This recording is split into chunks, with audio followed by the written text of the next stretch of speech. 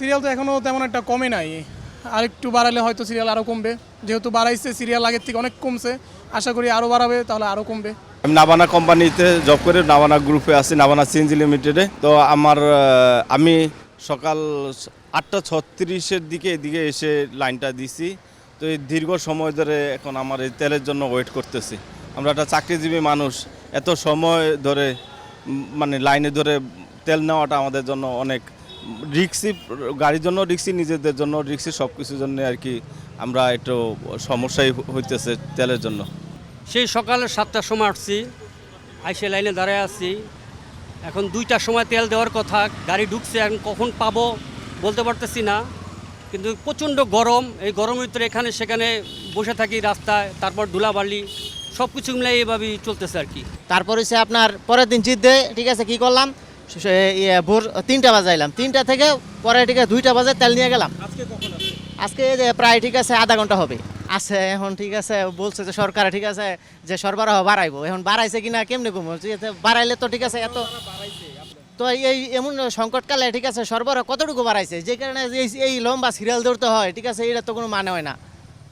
সরবরাহ যদি বাড়া হয় ঠিক আছে, তাহলে ঠিক আছে আমরা মানে এত দীর্ঘ লাইন কেন বলেন? আমার তো মনে হয় ঠিক আছে এখন পর্যন্ত 1 ঘন্টার উপরে সময় লাগবে যদি দেওয়া শুরু করে। সব সময় একটা জিনিস কি, পর্যাপ্ত বেশি থাকলে যানজটও কম হয়।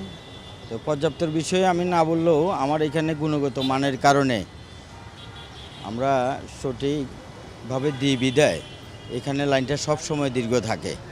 আর আমরা ফুয়েল পাসের মাধ্যমে দিচ্ছি, ফুয়েল পাসের বাইরে তো আমরা তেল দিচ্ছি না।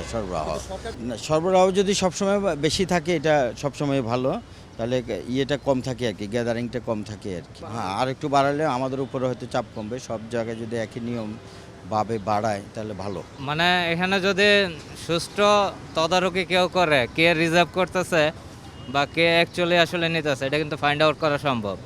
তো এটা একটা আমার কাছে মনে হয় হ্যাসাল। আর আরেকটা বিষয় বলতে চাইতেছি, যেহেতু আমাদের তেল নিয়ে তো রিজার্ভ করা হয়, আমাদের খালি হবে আবার নিব, তো এই ক্ষেত্রে অনর্থক এই বিড়ম্বনার আমি মনে করি না। আমি মাত্র রেজিস্ট্রেশন করলাম, তো এটা একটা বিড়ম্বনা আমার জন্য।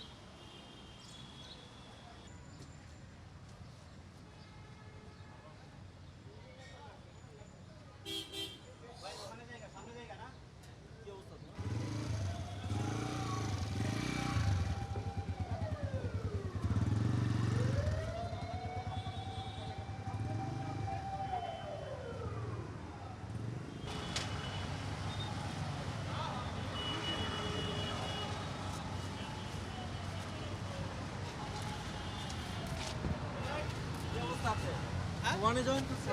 হ্যাঁ যে ড্রাই রান চলতেছে এখন চলে গেলেন আমার সাইডে। ভাই মানে সত্যটা কি অফিস থেকে বেরোচ্ছি বেরোয় যাওয়া কালকে বিয়ে কালকে বেরোবো না আজকে আপনি তো ছাইরা চলে গেলেন আবার আসতেন কি ভালোবাসা গ্লোবালের প্রতি আপনার বুঝলাম না। আচ্ছা গ্লোবালের প্রতি ভালোবাসা নাকি আপনার পেশার প্রতি ভালোবাসা?